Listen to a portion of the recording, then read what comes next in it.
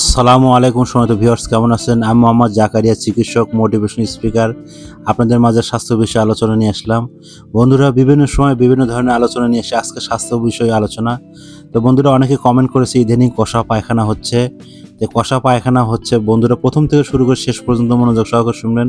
প্রথমে একটি লাইক দিবেন, সাবস্ক্রাইব করবেন, নোটিফিকেশন অন করবেন, তাহলে স্বাস্থ্য সম্পর্কে আপনার কাছে নোটিফিকেশন চলে যাবে। তাহলে বন্ধুরা মনোযোগ দিয়ে শুনুন, আমাদের কষা পায়খানা কেন এই জন্যে বা কী কারণে এই কষা পায়খানাগুলো হচ্ছে। তো বন্ধুরা, আমাদের প্রথমত লাইফস্টাইল এলোমেলো, আমরা কিন্তু ঠিক মতো ঘুমাই না, ঠিক মতো খাবারগুলো কিন্তু সময় মতো খাই না। আরেকটা বিষয় হচ্ছে যে আমরা কিন্তু শাকসবজির দিকে কিন্তু আমাদের ফোকাস কম।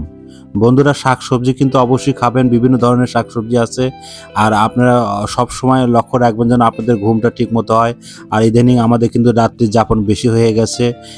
তো আপনারা নিজেকে ভালোবাসুন, নিজেকে সুস্থ রাখার চেষ্টা করুন। সবাইকে থ্যাংক ইউ, সবাইকে ধন্যবাদ।